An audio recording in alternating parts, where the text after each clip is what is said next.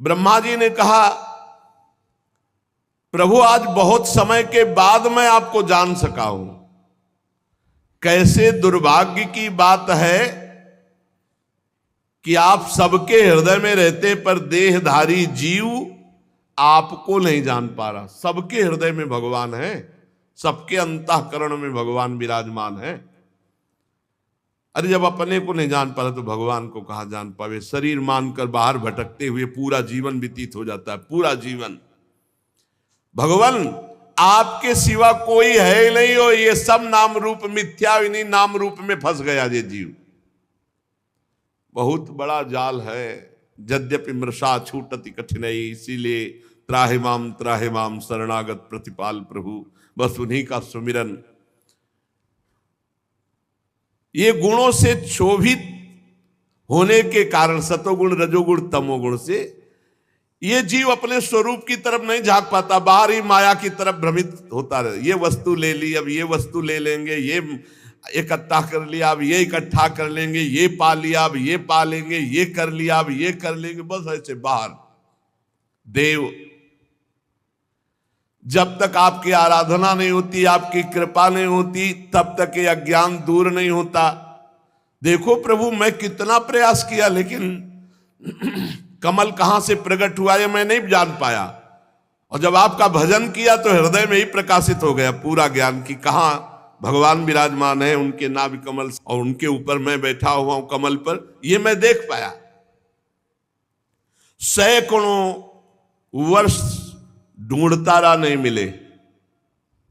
ये ढूंढने की जरूरत नहीं, बैठकर भजन करने की जरूरत, कहीं भागने की जरूरत नहीं। भजन करोगे हृदय में ही सब कुछ दिखाई देने लगेगा। हे परमात्मन, आप जो आनंद मात्र भेद रहित अखंड तेजो स्वरूप हैं, मैं आपको भिन्न नहीं समझता। जब ज्ञान होता है तो जानत तुम्हें हो जाए, भिन्न नहीं है। इसलिए विश्व की रचना करने के लिए जो आपने मुझे प्रकट किया है, तो आप मुझे सामर्थ्य प्रदान कीजिए। हे विश्व कल्याण में, मैं आपका उपासक हूं। आपने मेरे हित के लिए ये अपना स्वरूप दर्शन कराया, जो शेष में विराजमान भगवान श्री हरि का। पापात्मा जीव कभी नहीं सोच सकता, ऐसा विचार ही नहीं आ सकता कि मैं आपके दर्शन करूं। ये तु त्वदीय चरणाम्बुज को सगंधम जिघ्नन्ति कर्ण विवरै श्रुतिवात नीतम भक्त्या गृहीत चरणः परया च तेषां नापैसि नाथ हृदयाम्बुरुहात् स्वपुंसां तावद् भयं द्रविण गेह सुहृन्निमित्तं शोकः स्पृहा परिभवो विपुलश्च लोभः तावन्ममेत्यसद्वग्रहार्तिमूलं यावन्न तेङ्घिमभयं प्रवणीत लोकः दैवेन ते हत धियो भवतः प्रसंगात् सर्वाशुभोपशमना द्युमुखेन्द्रियाये कुर्वन्ति काम सुखलेश लवाय दीना लोभा विभूत मनसो कुशलानि शश्वत। पापी लोग तो आपके लिए भावना भी नहीं कर सकते। नाथ, मेरे स्वामी, जो लोग शास्त्र वेद रूपी वायु से लाई हुई आपके चरण रूप कमल कोश की गंध को, अर्थात भगवत भक्तों के मुख से आपकी लीला कथा को कर्णपुटों से ग्रहण करते रहते हैं, उनके हृदय में आप बिना बुलाए प्रकट हो जाते हैं। ये तो त्वदीय चरणाम्बुज कोश गंधम जिघ्नन्ति कर्ण विवरै श्रुतिवात नीतम। जो भगवत प्रेमी, भगवान के चरणारविंद के आसक्त चित्त महात्मा है, इनके मुख से जो भगवत चर्चा निकलती रहती, शास्त्र वेदों का सार, उसको जो लोग अपने कर्णपुटों से श्रवण करते रहते हैं तो बिना बुलाए भगवान उनके हृदय में प्रकाशित हो जाते हैं, कभी उनके हृदय से दूर नहीं होते। भक्त्याग्रहित चरणया परयाच तेषाम, वो भक्ति रूपी पराभक्ति रूपी डोरी से आपके चरणों को बांध लेते हैं। हे प्रभु, जब तक आपके चरणों की शरणागति नहीं होती, आपके चरणों का सहारा नहीं लिया जाता, आपके चरणों का आश्रय नहीं लिया जाता, तब तक वो धन की जंजीर से, घर के बंधन से, परिवार के बंधन से कभी मुक्त नहीं हो सकता। बहुत बड़ी जंजीर बांधी हुई है, लोक ऐषणा पुत्र ऐषणा वित्त ऐषणा, ये जंजीरें हैं, ये तभी तक रहती हैं जब तक भगवान का जीव नहीं हो जाता। तावत भयम द्रविण गेह सुहन निमित्तम, फिर उसको परिणाम क्या मिलता है? शोका स्पृहा परिभवो विपुलश्च लोभा, उसे भय, शोक, भयानक दुख, लालसा, दरिद्रता, लोभ, ये उसको जलाते रहते हैं। जो आपके चरणों से विमुख है, आपके चरणों का आश्रय नहीं लिए, उन्हें धन की डोरी, घर का बंधन, बंधुजनों का, परिवार, रिश्ते नातों का, और उसका परिणाम भय, शोक, लालसा, दुख, दीनता, ये दीनता, दरिद्रता और लोभ, ये उसे बांधे रहते हैं। दुख का एकमात्र कारण है आपसे विमुख होना, आपका भजन न करना। जो लोग, ध्यान देने योग्य बात है, अपने दुखों और अमंगलों का नाश करना चाहते हैं, उन्हें आपके नाम का जप, नाम का कीर्तन और आपकी लीला कथा खूब सुननी चाहिए। मान लो ये अमृत है। और जो लोग आपका नाम जप नहीं करते, आपकी लीला कथा नहीं सुनते, उनकी इंद्रियां उनको ऐसे दुखों में फंसा देती, दुष्कर्मों में लगा देती है कि उनकी दुर्गति होती है, दुर्गति। हे उरुक्रम, हे अच्युत, देखा है आपसे विमुख जनों को, भूख, प्यास, वात, पित्त, कफ, सर्दी, गर्मी, हवा, वर्षा, चिंता, शोक, एक दूसरे के प्रति हिंसा, कामाग्नि, दुस्सा, क्रोध, ये सब जला रहे हैं क्योंकि भगवान से विमुख है जीव। स्वामिन, जब तक मनुष्य अपनी इंद्रियों से, मन से आपका सेवन नहीं करता, तब तक वो माया के प्रभाव से बच नहीं सकता, संसार चक्र की निवृत्ति नहीं हो सकती। औरों की तो बात ही क्या, बड़े बड़े मुनिगण जब अपने तपो अभिमान में आ जाते हैं और आपकी लीला कथा और आपके नाम से दूर हो जाते हैं, तो उनको पुनः संसार फांस लेता है, बड़े बड़े मुनि जनों। फिर वो अर्थ सिद्धि के लिए उपाय करने लगते हैं, सब तपस्या का प्रदर्शन, धर्म का प्रदर्शन, रुपया इकट्ठा हो, बुद्धि बदल गई।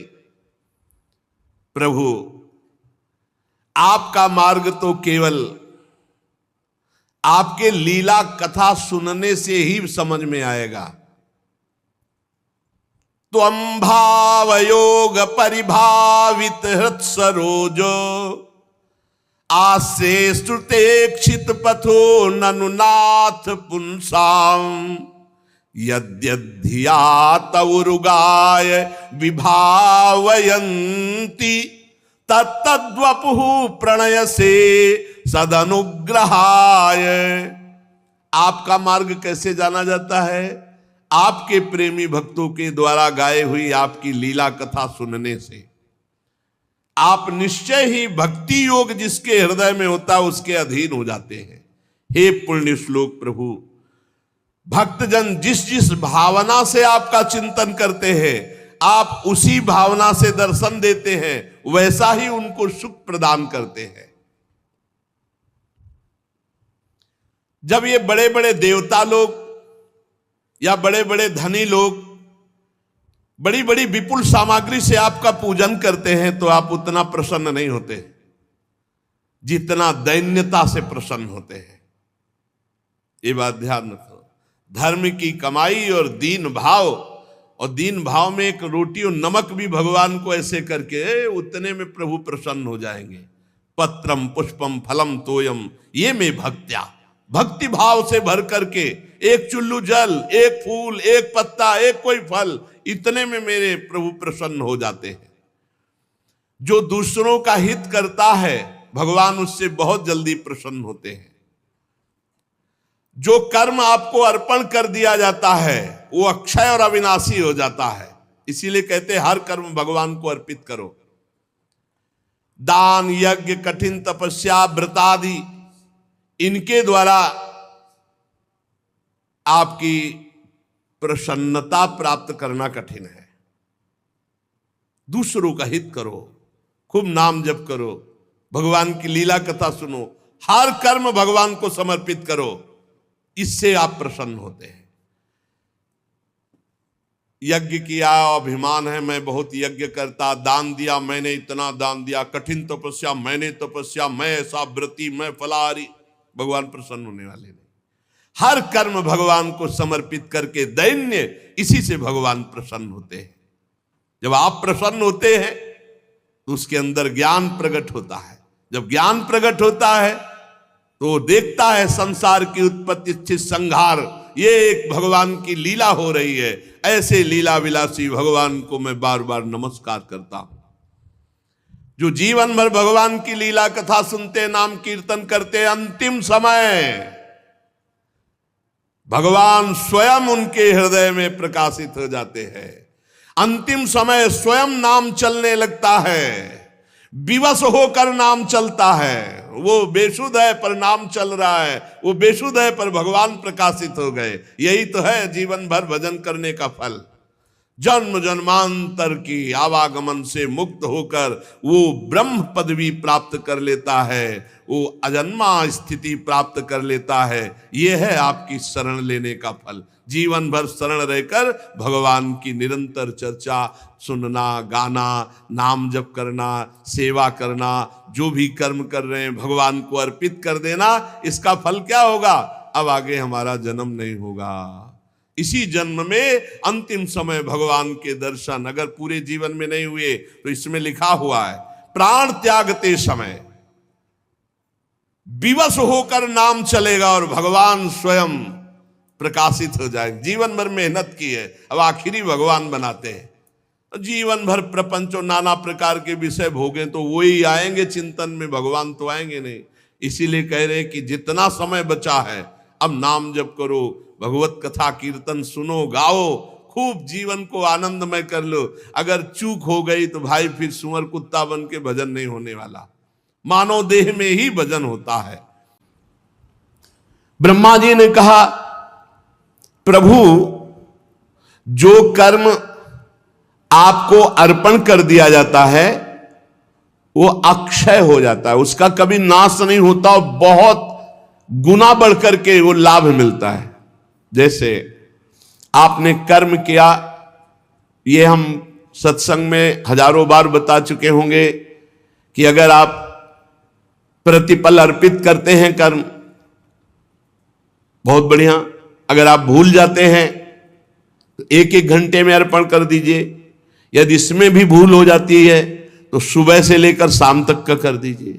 शाम के भगवान के चरणों में प्रणाम किया, हे नाथ, प्रातः काल जगने से लेकर अब तक हमारे द्वारा जो भी कर्म हुए हैं उनमें जो शारीरिक, मानसिक, वाचिक त्रुटि हुई है, अपराध हुए हैं, प्रभु उनको क्षमा करो और हम पर कृपा करके ऐसी हमें बुद्धि प्रदान करो कि हम कभी आपके विपरीत कर्म ना करें, शास्त्र के विरुद्ध कर्म ना करें। और प्रभु सारे कर्म हम आपको समर्पित करते हैं। जो कर्म भगवान को अर्पण कर दिया जाता है वो अक्षय अविनाशी हो जाता है और अनंत गुना बढ़कर वो लाभ देने वाला है। जैसे आपने परिक्रमा की और इसके बाद प्रणाम करके प्रभु को अर्पित कर दिया और बहुत बड़ा लाभ उससे प्राप्त होगा। पर साथ में प्रार्थना मत भूलना कि हमारे शरीर से, हमारे मन से, हमारे वाणी से जो आपके विरुद्ध आचरण बने हो जाने अनजाने में, प्रभु क्षमा कर दो और मेरी बुद्धि को ऐसे शुद्ध करो कि कोई ऐसी गलती ही ना हो, शास्त्र विरुद्ध आचरण ही ना हो, आपके प्रतिकूल आचरण ना हो। क्योंकि शरणागति तभी पुष्ट होती है जब श्री कृष्ण अनुकूलेन प्रतिकूलस्य विसर्जनम, प्रतिकूल आचरणों का त्याग हो जाए और भगवान के अनुकूल और वो अनुकूल कर्म भगवान को समर्पित कर दिए जाए तो वो अविनाशी हो जाते हैं और वो भगवत प्राप्ति कराते हैं।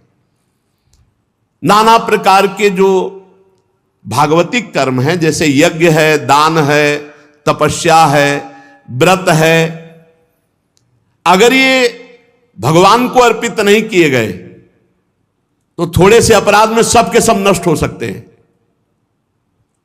ये भगवान को अर्पित करना अत्यंत आवश्यक है, बहुत गूढ़ बात है। जैसे हमसे वैष्णव अपराध बन गया, ये बहुत खतरनाक अपराध है। भक्तों की निंदा, भक्तों में दोष दर्शन, भक्तों का दिल दुखा देना, जरा भी किसी तरह से उनके गुणों में चर्चा करके दोष निकाल लेना, बहुत बड़ी हानि है ये। किए सुकृत सब जन्म के छिन में डारे खोए। अब आपने भगवान को कर्म अर्पित किए हैं, 2 घंटा से नाम जप कर रहे हैं और वो भगवान को अर्पित कर दिया, करना चाहिए। अब ये भगवान की सरकारी बैंक में जमा हो गया, अब आपसे अभी वैष्णव अपराध बना, इसका दंड मिलेगा लेकिन आपका नष्ट कुछ नहीं हो सकता, क्योंकि वो सरकारी बैंक में जमा है। इसलिए करें जो कर्म जैसे भागवतिक हैं, यज्ञ है, दान है, कठिन तपस्या है, व्रत है, तीर्थयाटन है, स्वाध्याय आदि आदि, यदि ये भगवान को समर्पित नहीं किए और ये सुरक्षित रहे तो ये तुम्हें स्वर्ग आदि लोक देंगे, बस भगवत प्राप्ति नहीं कराएंगे। और अगर अपराध बन गया तो ये नष्ट भी हो जाएंगे। इसलिए भगवत प्रसन्नता प्राप्त करना सब साधना का फल है। हमारे प्रभु प्रसन्न हो जाएं। जब श्री भरत जी महाराज चित्रकूट पहुंचे, भगवान श्री राम जी के चरणों के दर्शन किए। बड़े बड़े महापुरुष हैं, विदेहराज जनक जी भी हैं, परम ज्ञानी वशिष्ठ जी भी हैं और सब ब्रह्म ऋषि हैं। राज्याभिषेक की सामग्री लेकर गए थे भरत जी महाराज। देखिएगा प्रेमी की स्थिति। भरत जी महाराज के प्रेम विवस्था में भगवान एक शब्द बोले, विचार कर लो सब लोग, और कल जो भरत जी कहेंगे वही हम करेंगे। कल हम वही करेंगे जो भरत जी कहेंगे। सारा भार भरत जी के ऊपर आ गया। और भरत जी तो गए ही थे उत्साह युक्त होकर के भगवान का राज्याभिषेक करने के लिए, सब राज्य सामग्री, राज्याभिषेक की सब सामग्री। अब भरत जी ने विचार किया कि सेवक का कर्तव्य क्या है, स्वामी को प्रसन्न देखना। दूसरे दिन गए तो केवल भरत जी ने एक बात कही, जेहि विधि प्रभु प्रसन्न मन होई, करुणा सागर कीजिए सोई। भरत जी ने ये नहीं कहा कि राज्याभिषेक करवा लीजिए प्रभु, आखिरी फाइनल भरत जी के ऊपर था। तो भरत जी ने कहा जिस विधान से हे प्रभु आपका मन प्रसन्न हो वही कीजिए। तो प्रभु ने कहा हमारी तो इच्छा है पिताश्री की आज्ञा का पालन। तो कहा बस जीने का सहारा दे दीजिए। तो पादुका लाए थे, भरत जी ही लाए थे, प्रभु के चरणों में अर्पित की। प्रभु ने प्रसादी की, पादुका रखकर सारा तीर्थों का जल भरत कूप में विराजमान किया जो अभिषेक के लिए लाए थे। 14 वर्ष तक सिंहासन पर पादुका रखकर और अयोध्या का शासन रक्षा की भरत जी महाराज। भरत जी अगर कह देते तो भगवान वापस आ जाते, लेकिन भरत जी ने कहा प्रभु का प्रसन्न रहना ये सेवक का परम धर्म है। अगर सेवक की किसी बात से स्वामी संकोच को प्राप्त हो जाए तो उसकी सेवकाई किस बात की। तो समस्त साधनाओं का ब्रह्मा जी कह रहे एक ही फल है कि आप प्रसन्न हो जाए, सारे कर्म प्रभु को समर्पित कर दे। और जब आप प्रसन्न हो जाते हैं तो कौन सा फल बाकी रह जाता है। प्रभु आप सर्वदा जीवों के हृदय में बैठकर ज्ञान देते रहते हैं। ध्यान दीजिए, आप जब कोई गलत काम करना चाहेंगे तब आपको एक अंदर से आवाज आएगी, ये गलत है, मत करो, फंस जाओगे। सबके हृदय में, देखो ब्रह्मा जी कह रहे हैं, हे प्रभु आप सबके हृदय में ज्ञान प्रदान करते हैं, गलत मार्ग में जा रहे हो, मत करो। लेकिन कोई नहीं सुनता प्रभु की बात और फंस जाता है, दुर्गति को जाता है। सब देख लो अपने हृदय में, सबके हृदय में हमारे भगवान जगत गुरु श्री कृष्ण चंद्र जी, वो भगवान की आवाज होती है जो अंदर से कहती है गलत है, मत करो। वो समझा रहे हैं, आप ये नहीं कह सकते कि हमको समझाया नहीं गया। अंदर से भगवान सबको समझा रहे हैं, गलत मत करो, फंस जाओगे, दुर्गति हो जाएगी। लेकिन ये मन नहीं मानता, दुष्ट मन भगवान की आज्ञा का उल्लंघन करके पापाचरण कर ही देता है। जो लोग प्राण त्याग करते समय आपका स्मरण कर लेते हैं, जय जनार्दन, जय देवकी नंदन, जय श्री कृष्ण,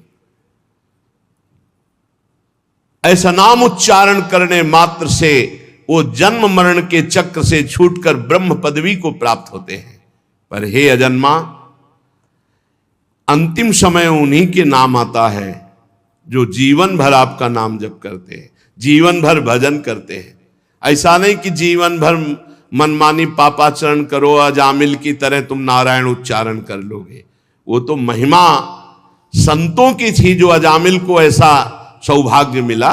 संत मंडली उनके बगीचे में गई हुई थी, तो संतों का मिलना व्यर्थ नहीं जाता, जीवन सार्थक निश्चित होता। अमोघश्च देवर्षि नारद जी ने कहा। तो संतों ने जब अजामिल की दुर्दशा देखी तो कहा, तुम्हारा जो पुत्र होगा उसका नाम नारायण रखना। संतों के संकल्प के कारण अंतिम समय वो नारायण पुकारा अपने पुत्र के बहाने से। जो जीवन भर भगवान का भजन करने की चेष्टा करते हैं, जैसा बने, तो अंतिम में भगवान उसका स्मरण स्वयं बन जाते हैं। वो अंतिम में जहां भगवान का स्मरण हुआ तो भगवत पद को प्राप्त होता है। प्रभु आप इस विश्व वृक्ष के मूल हैं। गीता जी में भगवान ने कहा, ऊर्ध्वमूल मधा शाखा मस्वत्थम प्राहुरभ्यम।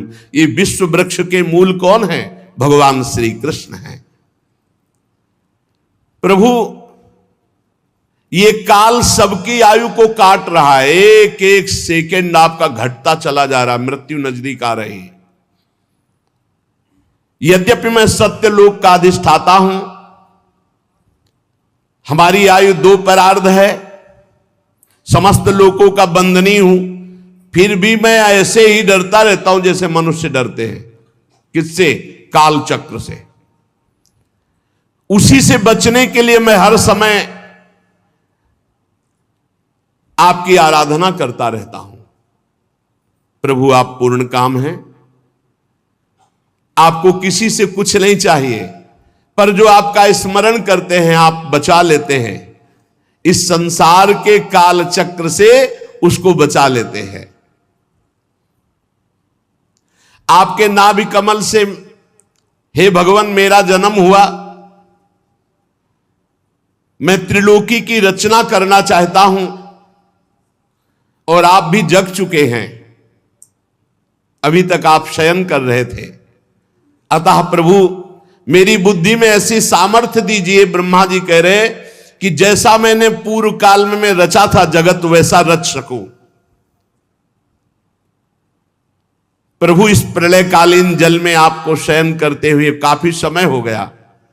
आपकी ही अनंत शक्ति से नाभि कमल से मेरा प्रादुर्भाव हुआ है। मैं आपकी ही विज्ञान शक्ति हूं। करुणा में आप मुस्कुराइए और बोलिए, मेरा शोक दूर कीजिए, मैं असमर्थ हूं सृष्टि रचने में, आपसे ही सामर्थ्य प्राप्त कर पाऊंगा। जब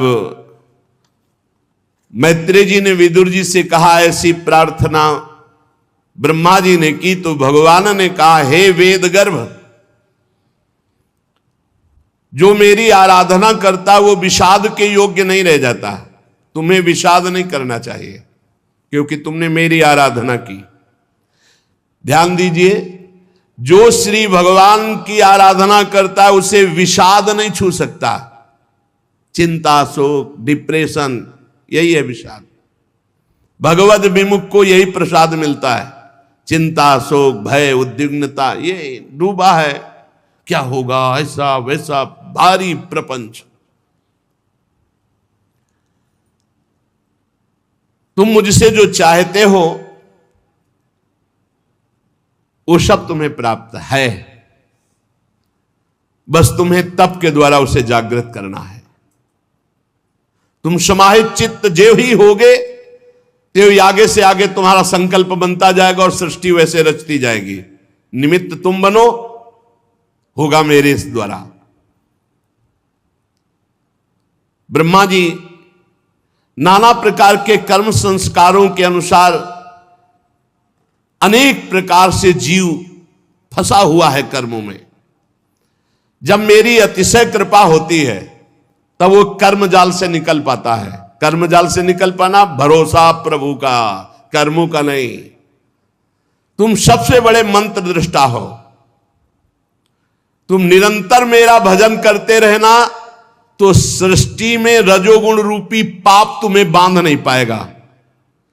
इस जगत में रहते हुए, जगत के कार्य करते हुए भी जगत तुम्हें फांस नहीं पाएगा यदि नाम जप करते रहे। और भजन छूटा तो कह हनुमंत विपत्ति प्रभु सोई, जब तो सुमिरन भजन न होई। बात पकड़ लो। यद्यपि देहधारी जीव को मेरा ज्ञान होना बड़ा कठिन है, पर जो मेरा भजन करते हो मुझे जान लेते हैं। मैं सबका आश्रय हूं, मेरा आश्रय कोई नहीं है। जो मेरी कथाओं को सुनते हैं, वैभवयुक्त कथाएं, महत्वशाली कथाएं, उनके हृदय में मेरा महत्तम जाग जाता है। फिर वो मेरी कृपा से मेरी निष्ठा को प्राप्त होते, भगवद निष्ठा को। तुम्हारा कल्याण हो, मैं तुमसे बहुत प्रसन्न हूं। ब्रह्मा जी त्रिलोकी को जो मेरे में लीन है, तुम रचना चाहते हो, रचो। मेरी सामर्थ्य तुम में है, वो जागृत हो जाएगी। इतना कहकर भगवान अदृश्य हो गए। देखो, अर्जुन जी से भी कहा था तुम निमित्त मात्र बनो, मारे तो मेरे द्वारा गए। ब्रह्मा जी से कहा तुम निमित्त मात्र बनो, कार्य तो सब मेरे बल से हो जाएगा। ऐसे ही भक्त देखता है कि वो निमित्त मात्र है, उत्तम साधना केवल भगवान के बल से हो रही, भगवान ही साधन है और भगवान ही साध्य है, तभी अहंकार छू नहीं जाता।